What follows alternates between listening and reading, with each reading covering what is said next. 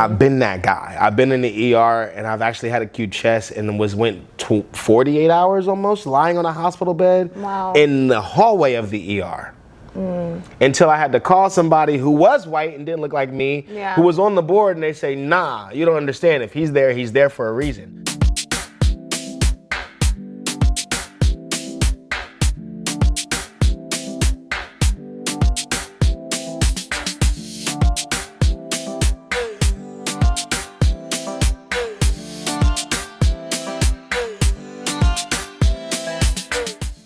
Welcome to Sickle Cell Sundays. Today we have a guest who we just saw who's going to reintroduce himself but talk more about himself this time around. Awesome. What's going on, guys? My name is Dexter Darden. I've had sickle cell for 33 years because I'm 33 years old. And I'm an actor, singer, dancer from New Jersey. But I've been living in LA now, and I've been blessed to be doing some cool work in the career choice that I chose, which is entertainment. So thanks to have good health and sometimes not so great health, but I've been able to accomplish some really cool things. And I'm excited to sit here and talk with you. Totally awesome, totally Lupe. Let's go. Period. Yeah. Can you share for people watching what type of sickle cell you have? Yeah, I have sickle cell SC. Okay, nice. I mean, not nice, but you get it. I get it. But it's funny, my doctors used to always say I have SC, but I acted like an SS. And definitely when I was a kid, I was in the hospital a lot more. Yeah. The older I got, the more I started learning like what diet things work for me, how important hydration is. But you know, I've had parvo, I had acute chest. I constantly had acute chest. Yeah. So, you know, I had a similar, some things that some people with SC don't usually even struggle with. But so I definitely understand the sickle cell journey for sure. Right. Yeah. And I actually love that you bring that up because historically we've been told sickle cell SS is the worst type of sickle cell. In my journey with Sickle Cell Sundays, like when we were on Clubhouse as a platform that was popular in the pandemic, I've learned that there's some people with SS that haven't had a crisis or been to the hospital in years. Yes. And I'm like, oh my God, must be nice. Yeah, And so I know people with SS who I think have only had, like you said, a handful of crises. Yeah. But then you meet your people with sickle cell beta thal, and you're like, Right. oh, whoa, okay, like I see what you're going through too. It's and some of the similarities. And so I've had some brothers with SC specifically from my Philadelphia community who have had some terrible, terrible crisis. Wow. And you know, I've had blood transfusions. I've been in the hospital for almost 3 months one time too. So, you know, I think they tend to put the different consonant at the end of it to make it seem different, but I think it's the journey for independently whoever you are. I completely agree. Let's hop in a time machine and go back to your youth because you always talk about camp. Yeah. And me personally, I never got to go to sickle cell camp. Oh, man. And that's one thing that I'm always like, man, what would life have been if I did go? Sure. And my mom's Nigerian.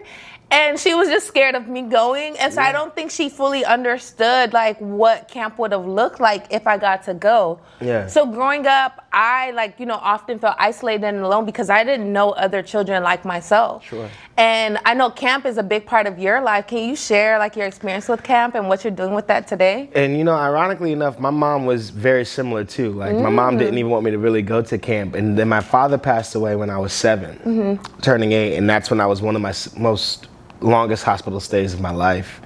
And my doctor, Kwaku Ahani Frimpong, who rests in peace, I was in the hospital in and out, and then I would get discharged, and then I would come back in and do another 6 days, and then I would get discharged and come back in and do another 14 days. And then Doc was like, you know, I think it's really his environment that is also contributing to what he's going through. Right. Like he's going home and he wants it to be the same, but it's not. And he's like, I think if he just had a week away and a week away with people who went through what he was going through, talking about sickle cell. Yeah. So he opened up sickle cell camps. Shout out to Camp Free to Be Me. But also he recommended a camp called the Hole in the Wall Gang Camp, which was a camp funded by Paul Newman. Okay. And like, so all your salad dressings, all your lemonades, everything, like all that goes into making sure kids can go to camp. And they have 9 sessions a year. Yeah. They have just a sickle cell session, so you get to meet kids with sickle cell from all over the country. Then they have joint sessions, so I would go to a lot of the joint sessions where I would have sickle cell, but I would be in a cabin with a kid who was a hemophiliac, or have sickle cell and be in a kid who was HIV or cancer, or leukemia. And seeing other children with illnesses who were my age, who were going through their own independent battles, was such a unique experience for me. And it really allowed me the opportunity to understand how not alone in this battle I am, or in this journey I am. And we always talk about how we're sickle cell warriors, right? Because we are. And then, but sometimes you read your own comic book and then you have your own relationship with Spider-Man, but you don't even know it's everybody's superhero until you go see a movie. Yeah. It's the same with sickle cell. Like, I knew I was a warrior, and then I would shout out to my brother Kyle Smith, who we would always send to have sickle cell crises at the same time. We would be in Children's Hospital of Philadelphia. And I remember being next to him in the bed. And we would just talk about our crisis. And that was, even in hospitalizations, that was therapeutic. But then to see us at camp in an open-minded, free world where these camps had heated pools, so we were able to swim for the first time. They had hydration stations all around. Our counselors even looked like us and had sickle cell. And it allowed me to understand how many warriors we have and how big it is. And it kind of that's where I even learned I fell in love with entertainment. I didn't even think of it as an option. I would watch Michael Jackson videos, and I had every number memorized by the time I was 6. I would do Thriller, Billie Jean around the house. But not until I got to camp did I understand, like, oh, I can do this, because there was a stage night. And shout out to my counselors, Kepler and Jay. They were like, you're always singing around the house. You're always dancing around the cabin. Like, why don't you perform a stage night? And I was like, what's that? They're like, it's a talent show at the end of every week when any kid can go up there and he could put pie a counselor in the face, or juggle, or dance, or sing, and explore your talents and abilities. And I got up there with my little hat on and my little Michael Jackson glove that I made at Arts and Crafts, and I moonwalked for the first time on the stage, and just hearing that applause and seeing other people like say, yeah, you could do it. Allowed me to say, oh, I can do it, So camp was huge in my life, and I credit it to that pediatric journey too, because, like, thank you that my mom was strong enough to say, yeah, go ahead, especially after my father passing away. But having the opportunity at a young age to say I could do more allowed me to feel like I can do more.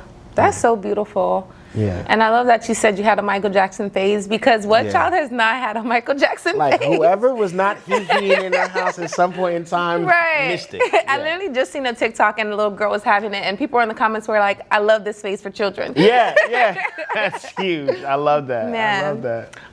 You had such a beautiful introduction to the entertainment space, and there are a lot of warriors that may not have had any type of introduction, but they are looking for creative roles or creative dreams, and they may feel like sickle cell is a hindrance to them achieving that. What would you say to those children, or those adults even that feel like that? And I've even felt at times that sickle cell might be a hindrance, right? Because but to the children and to the adults, to everybody who's a sickle cell warrior, I think we have to start looking at sickle cell as our superpower. And if we are warriors, then God gave it to us for a reason. I mean, think about how our disease was even conceptualized, right? How it was created from the beginning. It was, everybody was dying of malaria, and then our blood cells mutated so that we can not have malaria, but we have our own thing. And I think of that as sometimes we don't even understand and isolate and understand that. I think we tend to look at our battles, which we should, right? We look at our pain, we look at our crises, and we look at our low moments, and sometimes those low moments scream so loud that it makes it even hard to search for light moments. And again, like you said, credit camp and my introduction to it, because of going to camp and having Paul Newman say, hey, you got some talent, and then putting me with other people who were talented, and then them co-signing it. Like, that was a very unique experience that God has totally ordained for me. But now I hope to open that up to others, to say, yeah, you can. And you can, but just like anybody else has to make moderations and have things that they do every day to get out of bed, or things that they do every day to do what they want to pursue in life. We can do the same things. And you never know how many, I'm sitting here talking to you, and we're talking about all the talents that God has given you, from the pants that you designed that you're wearing to the talent that you have on acting. But even this podcast, like, you're so multifaceted in your gifts. And I think sometimes we don't even understand that sickle cell could be an avenue and a venue for us to explore our purpose in the fullest of our capabilities. Shout out to my buddy Lauren Scott. I'm kind of doing this program right now, like, what is your purpose? Why were you here? What were you made to do? And just through realizing it, through LOSCO's program, my purpose is to be an example for sickle cell patients. Yeah. That like you can do it, and you can do it at a major scale, and you can keep doing it at a major scale. And sometimes things and distractions will come in your way to make you believe that you can't. Right. But I hope to also continue the generation of people like a Paul Newman who inspired other kids to do that. So yeah, I think now is the time. Right. More than any time. Yeah. And with you saying that, do you feel like you incorporate sickle cell in your career as far as the roles you go for or how you do character development? You know, now more so than ever. Yeah. Even in the beginning of my career, I don't know if like T-Boz was one of the only people who I really knew with sickle cell, who was doing it. But like even then, she was afraid to let some of her management team and other people like that know. Yeah. You know. And so I kind of started off my career with that in mind. Like, I can't let anybody know because sickle cell might not necessarily be insured by SAG. Like, I did Maze Runner 1 and 2 without most of my production staff and my directors even knowing that I had it. Okay. We shot Maze Runner 2 in Albuquerque, New Mexico, and I was getting blood transfusions every 3 weeks. To make it, Yeah. to get through, because Albuquerque's a mile-high city. And so instead of me being honest and upfront and authentic with my creators and being like, yo, I know we're shooting this in Albuquerque, but like I can't be a part of it, I was afraid to even advocate and let them know because Right. I didn't want them to just kill me off. So then I was doing blood transfusions at UPenn and even doing some with my old doctors at CHOP and doing Yeah. some in Albuquerque and in the University of New Mexico Hospital by myself. Wow. With my mom coming, and then finally my castmates were like, I remember Kaya, my sister, shout out to you. Kaya Scodelario was like, where do you go every 3 weeks for a weekend? Yeah. And like, you just disappear. And I'm like, sis, I'm getting blood transfusions for sickle cell. So then they started coming and started supporting. Oh, wow. That's And so then I cool. started seeing it for the first time about being like, oh. Yeah. Like sometimes we're so afraid to even communicate what we're going through that we don't even have give people the opportunity to show up authentically Right. for us. Yeah. So now more so than ever, because of my advocacy for sickle cell disease and because of how I'm even just stepping into it, like I feel like I'm a newborn in advocacy, for Yeah. real, for real. Like it's been my personal journey, but now I'm like, oh, it's everybody's journey. So I'm still learning how to do it properly for us, Yeah. and how to do it properly for myself. But I absolutely use that pain to pull from. I remember Forrest Whitaker told me you'll never really have an honest emotional scene until you had gone through some emotional pain. And I always tied that to a romantic relationship. Oh, okay. Isn't that interesting? Yeah, because sickle cell is a lot of emotion. Hey, exactly. Yeah. Exactly. And so I was like, oh, like that's something to pull from. And sometimes it's hard to pull from your most deepest pain. Right. So now more so than ever, like specifically with Ali and the awareness that I had to have of my disease to be able to play Muhammad Ali, to train, to wake up and do the 5 miles at 5 a.m., to be in constant communication with Peter Lee Thomas, who was my trainer at the time too, about where I am, where my body is, what I need, what I don't need. Yeah. And even trying to articulate it to people who were in the studio who didn't really understand because they don't have much of a knowledge of sickle cell disease. I think we need to be doing a better job of universally making it like an understanding of what this disease is, Right. how people can live with it, and what we need, and put up not defenses necessarily, but communities to advocate on sets. Yeah. To advocate in the average workplace, you know, I think it's important. So Right. now that's definitely what I'm on the forefront of trying to do for myself. That's beautiful. And I love how you said originally you didn't tell anybody Nah. that you had it. And that's so common, not even for this industry, but just working period. A lot of sickle cell warriors don't tell their bosses or HR in fear that they might lose their job or that role. So navigating it now, what does that process look like for you when you speak up and say, hey, I have XYZ and I need XYZ? Yeah, I'm letting them know as soon as I get the job. Like, I'm letting them know, even sometimes I won't even audition for certain things if Yeah. it's shooting in a location where I feel like it might be a toll on my body. Right. And I was even up for a show recently that was shooting in Albuquerque again, and I had to say, okay, should I Yeah. just, is it best for me to even go through that? Again, yeah. So, you the way I even say it is like, hey, I have sickle cell disease. This is what it is. Here's an article describing what I go through. Just know it will not keep me from doing my job at any way, shape, or form. Right. I will show up. Sometimes if I say I need water. Sometimes if I say I need to eat some fruit. Sometimes if I say just I always reach out to the set medics too, making sure that they're aware of it and understanding of it, having ibuprofen on deck if I'm taking some just to get through the day. But people are less afraid of it when you're not afraid of it.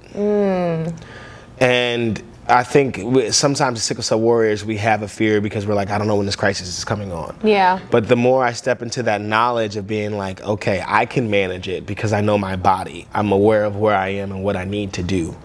The way you deliver something to somebody matters. Right. And so delivering it to to the producers, delivering it to the director, and allowing them to be on the same page. And even on my slow days, just being like, hey, look, I'm coming into work today, but I'm not feeling the best. Right. So they can even be aware of how to work with me on that. Yeah. It's making it easier for me, both emotionally and creatively, to explore avenues of my depth of my talents that I haven't in a long time. I approached it with such a fearlessness when I was a kid. Yeah. And then the older I got, the more I was like, maybe not. But now in my 30s, I'm like, okay, let me get that fearlessness back. Right. Let me get that gutterness back, So, yeah, that's amazing. I've learned from experience that you can spend your entire day on set. Is there any rituals that... Your entire day. Your entire day. Literally. Man, I did a project where we averaged 16-hour days. Oh, wow. I did a background job, and it was 16 hours, and I was like, oh, my God. And that was, my first introduction to, what a set was like, and I was like, wow. So with having sickle cell and knowing that you can spend so many hours on set, are there any pre or post rituals that you do to make sure you're good health-wise? Sleep and water are the two things that I can maintain. Sleep, water, and diet are my holy trinity, I will say. Sometimes we don't know what our body needs, and we don't give it to it, so you have to be overly conscious. Thank God for my wife. Even when we travel on flight, she's like, make sure you got your snacks. Yeah. Make sure you're putting protein in your body, your nuts. Those things that I wasn't even thinking about at that time. Yeah. So trying your best, and not always can we get sleep in our careers. Right. So trying our best to maintain it and really scheduling rest. With Ali, I had to be conscious of scheduling rest. Okay. As much as I was training and as much as even the days on filming were physically exerting, my weekends, and I'm a social butterfly. I like to be out, and I like to use my time off to be around people and to celebrate those things. I had to schedule in my rest. On my weekends, I'm in the hotel, I'm in my apartment, I'm watching my movies, I'm laying down even though I don't want to. It's a lot of reframing what you do. You have to do the things you don't even want to at times to make sure that you're managing the things when it comes to set. Right. So my on-set rituals are hydration. I'm always got my gallon on me. Okay. I like to keep fruits that are high in vitamin C, so pineapple, I'm eating cantaloupe, watermelon. That's what I'm really snacking on throughout the day, and being mindful of what I'm having for lunch and dinner. Things that don't make me feel sluggish, because then that makes your body feel sluggish. Yeah. So, making sure you're keeping up on your protein. For me, it was red meat or a clean fish, a cup of rice, and a light veg in my salads throughout the day. And just constantly refueling my body so it doesn't have to pull from the emptiness. I think faith has really, really helped me understand that. In faith, you pour from the overflow. Right. Which means you're constantly allowing God to fill you up, and then that's how you can fill others' cups. Right. And the more you keep pouring from your own little source, the more depleted you feel. So with sickle cell, you have to do the same. You have to operate from your overflow, and then the more depleted you get, the more your body will go through a tough time. So making sure that you're keeping your body fueled and filled with what it needs. Peanut butter and jellies were also huge. Yeah. Peanut butter, a good almond butter, a good organic almond butter is great for that kind of stuff. Not a jelly that's full of sugars like I grew up with, as much as I love my Welch's. Yeah. But a nice preserves, with that fruit. Just having little sandwiches and little bites throughout your day, and forcing yourself to eat sometimes when you don't feel like you need to. Yeah. Is huge. That's real. And this therapy also. Yo, we love a good therapy. The mental is as much as we talked about the physical, the mental is equally as important, if not more so. Yeah. You know, you have to be constantly in communication with somebody, a source you trust, who's either abreast and aware of what it means to be with sickle cell, or a partner who can be like, okay, this is what I'm going through. I just need to get this off my mind. Right. Because the stresses of the outside world can absolutely affect the stresses of your internal body. Definitely. And so doing those things too throughout the time. Like even on Ali, I would have my therapy sets in my trailer every Thursday. I know that's right. Every Thursday.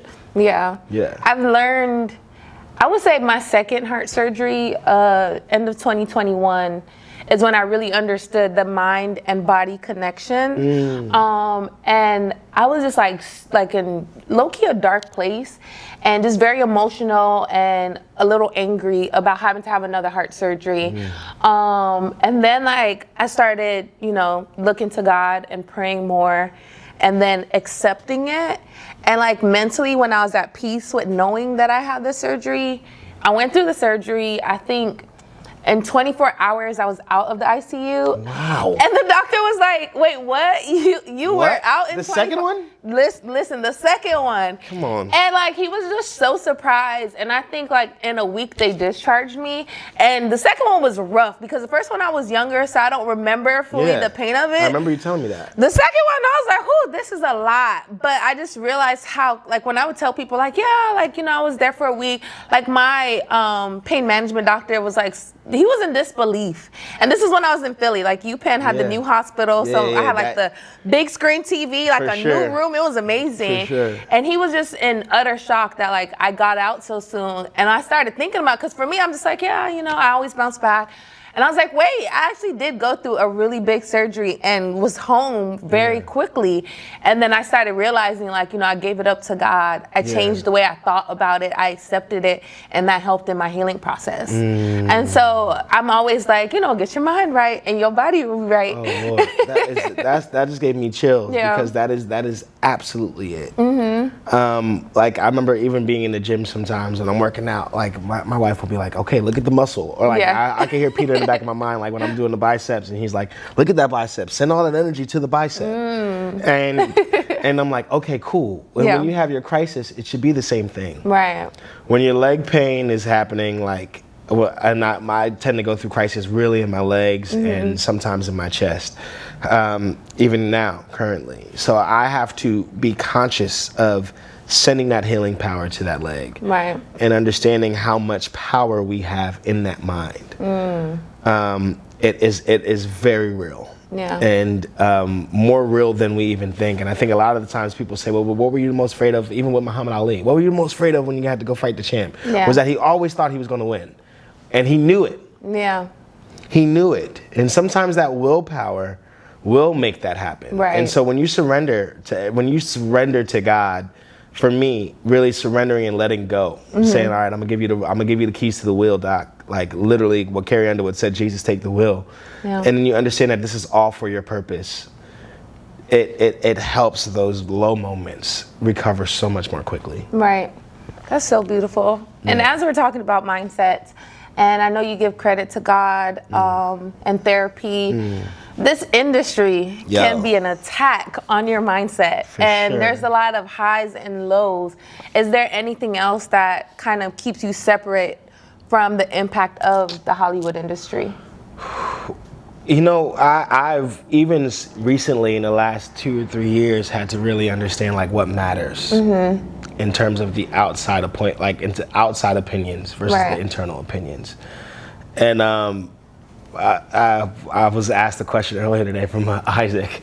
He was like, what is the difference between being married and being not? And it's like, I really care a lot less about what other people say, because when I come back to my home, as long as I know it's in alignment with what we have established as a family and what alignment with what we believe in our faith, then I didn't really disappoint.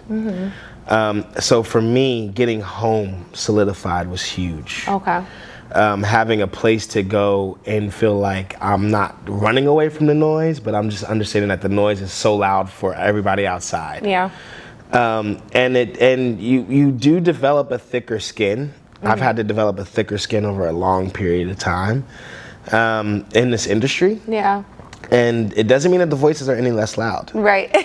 That's the thing. Yeah. Like the comments will be commenting, and the opinions will be opinioning, often and always. But your opinion of yourself is what matters the most. And I've seen, like, I've been fortunate enough to work with, even on Fight Night alone, just the Kevin Hart, Don Cheadle, Taraji, Terrence, and I see the difference in Sam specifically too. Yeah. I see the difference about like how Don will come to set and just be like, well, as long as my wife and kids are straight and I'm in my bag and creatively, and I'm not disappointing myself in the work that I'm doing, I'm solid. And I look out to Uncle, and I thank Uncle DC for this every day, because I'm like, oh, you're right. Yeah. Like, is my family, is my wife good? Like, is she fed? Right. Is my mom cool? Oh, she is cool. Like, she's got the crib in Jersey already, so she's straight. Like, am I cool? Oh yeah, we cool. So if this is okay, then whatever anybody else thinks about this doesn't really matter. Right. And so in alignment, like, and as believers, my job every single day is to be the ultimate representation of Christ, and try my best to live it out to the fullest through His Spirit and through His power. So if He's cool with the decisions I made that day, and it checks His balances, then I'm like, all right, bet. Yeah. And knowing that our industry doesn't necessarily always pull from that. Right. So, like, you know, you have to really be constantly understanding of what matters for you and your village. Yeah. More so than what matters for the world. Is at the end of the day, who are you answering to when you get called home? Yeah. Come on. And I want him to open up that book and say, you did this. You did X, Y, Z. All right, you good? Come on in. You did this. You were prayed up on this. Yeah. You know what I mean? Right. Like, you did articulate and you did do some of the things that I had for you. And I know there's going to be some things that are left that I didn't accomplish. But now that I'm so on this journey of consistently understanding what is best for me and my family and best for my Lord and Savior Jesus Christ, I'm hoping that I'm opening up that book when I get there and being like, okay, once I got it right, I got it right. Right. That's real. Oh man, this career choice is very busy. It's tough. It's busy. What advice would you give to someone who wants to know, how do you balance it all? Like, you have your health, which is a very strong factor in your life, and you have a career that is, you know, very impactful in this world. How do you balance everything? Well, health is wealth. Yeah. And without health, you can't make your wealth. Right. So, very true. Yeah. So, say that one more time for people in the back. Yeah, health is wealth, and without your health, you can't make your wealth. Yeah. So, establishing a consistent routine for yourself every day, like getting up, getting to the gym, making sure you have your water with your lemon before you even head out to the gym. Yeah. Then you're coming home and you're checking your balances, making sure your spiritual practices, whatever it is. I rely on Jesus, but I know a lot of people rely on other things. Whatever it is that's best for them, do it. You know, make sure you're pouring into yourself and filling your cup so that you are working from your overflow. Right. And we talked about that earlier, like, working from the overflow. But I think the balance of both is maintaining the consistency with what's important to you. Yeah. So, like, I'm about to leave to go do a short film in Houston, and I was in communication with the director beforehand, and he's like, yep, your wife can come. I know that's right. And I'm like, bet. That makes it easier for me. Yeah. You know what I mean? And like, that allows me to go out and creatively do the thing, and then I can come home and lock eyes with her. She can lock eyes with me, and I can unwind the way we need to unwind. Right. Like, I remember just watching an interview of The Rock, and I just watched number one on the call sheet, and he's talked about how when he was early on in his career, he was going and thinking that he just had to do it for himself, and not really realizing how it's affecting his home. Right. And he's like, the first 4 movies, I didn't have my family with me, and I felt the difference. And now, once I made the decision to have my family with me all the time, I became the highest paid actor in Hollywood. Come on. And I'm like, dang, Dwayne. Yeah. You know, and this is also one of the kindest. He's also one of the kindest dudes you ever meet in your life. I believe it. Like, he remembers you. He looks at you. He remembers your name. He remembers you. And I learned a lot from watching how he maneuvers and works. That's beautiful. Yeah. But like, when I see that, what matters to the people whose careers I would aspire to have, dream of having, financially, physically, personally, professionally, I'm like, oh, so for those who matter the most, who've done it for a long period of time and have longevity, they sustain what's important to be sustained at home. So you have to sustain your health. Right. And you can't look at it as as much, and I'm guilty of it. Yeah. I'm guilty of waking up in the morning and being like, dang God, why did you give me sickle cell? Yeah. And I did a movie called Joyful Noise. I play this character named Walter Hill, and he's struggling with autism. And Queen Latifah plays my mom. And the character I deliver, if God loves me, why would he make me this way? And I remember having that argument with myself often. About sickle cell and anemia. Like, if God gave me these abilities of moonwalking and singing and dancing and acting and physical act, why would he give me an ailment that would hold me back from doing what he wants me to do? Yeah.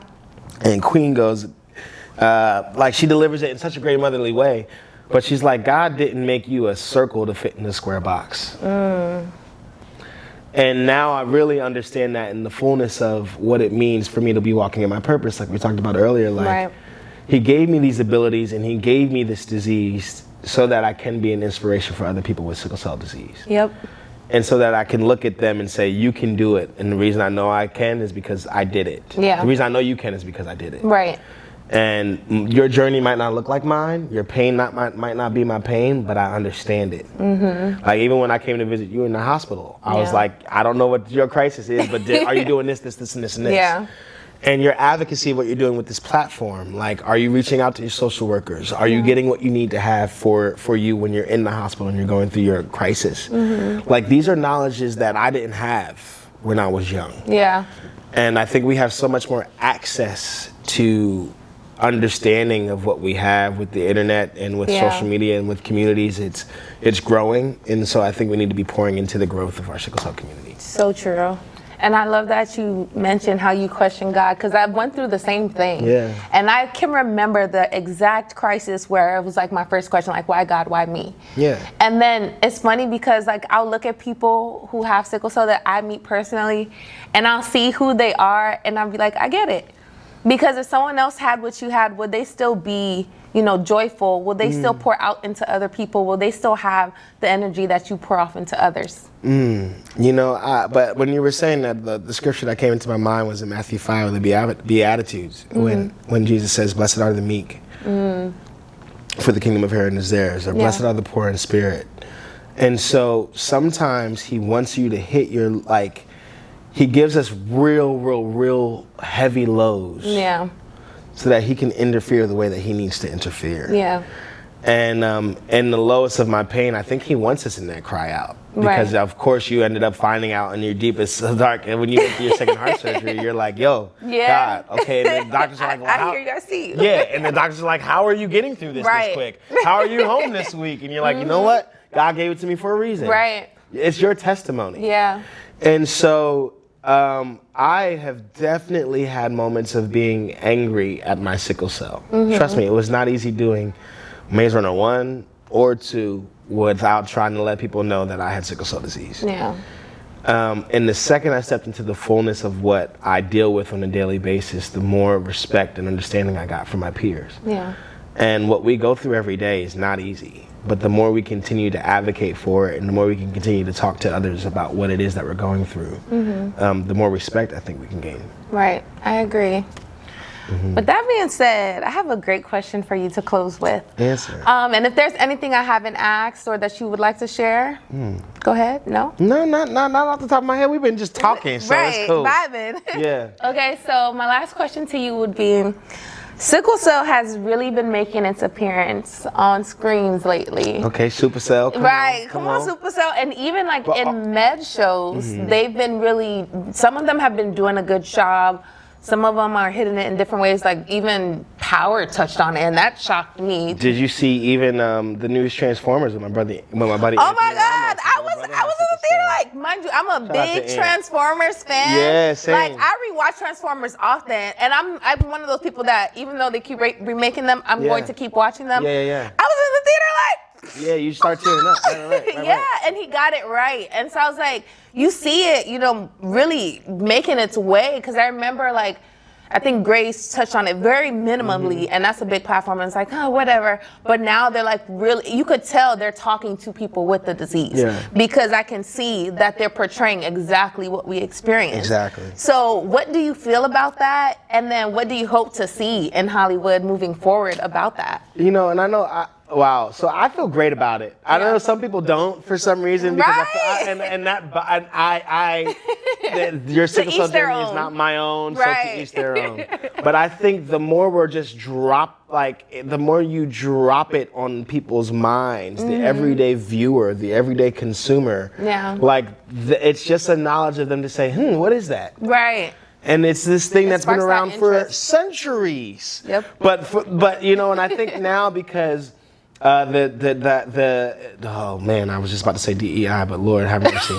Lord knows with this current administration. Anyway, that's a different conversation for a different time.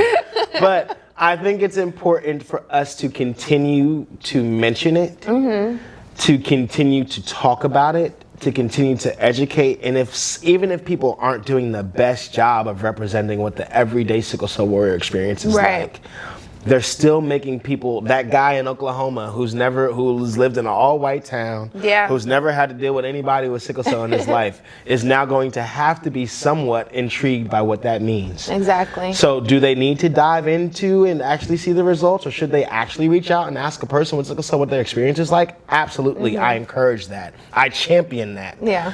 Yellow eyes is more than just a superpower. Right.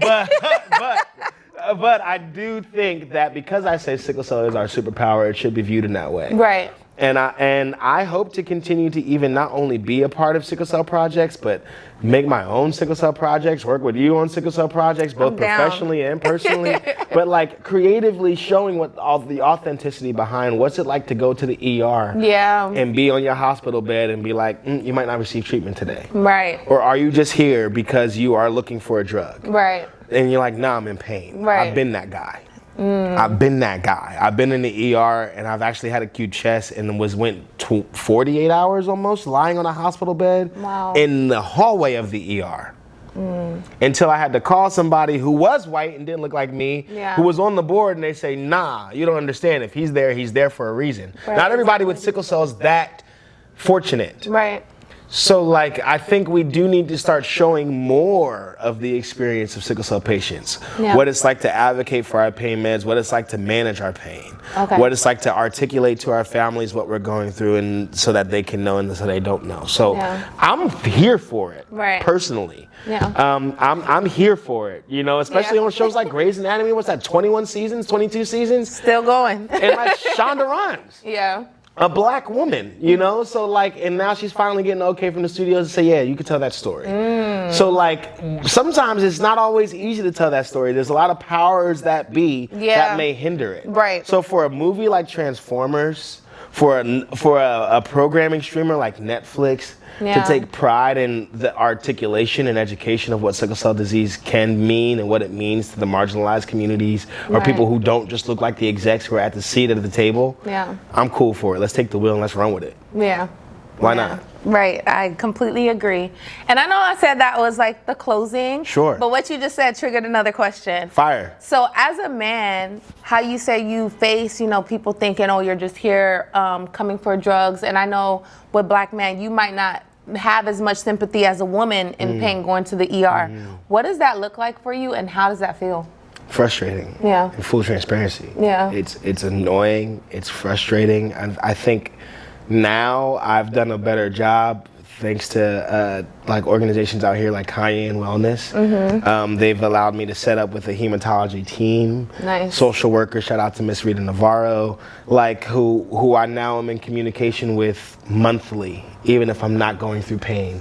This is what's going on with me this month. Like, you know, my doctor knew that I got married before many people did. I know that's right. You know what I mean? Like, just having representation makes it easier for those processes now. And I think more sickle cell people need to be aware of those communities that are out there, those organizations who can get you tied in with a great hematologist, who can get you tied in with a great social team. It's important because those advocacies are like me even self-advocacy for myself. It's frustrating to be in some of the most pain you'll ever feel in your life. And now to deal with the mental struggle of having to articulate to somebody, like, if you don't get me this, I could die. Right. I could die. Like, that could lead to a heart attack. That could lead to a stroke. Yeah. It's frustrating. And I think as black men, we tend to be strong and we tend to be intimidated, and we already have the knowledge that we need to provide and to do. And so sometimes we come into it a little stronger than we need to. Yeah.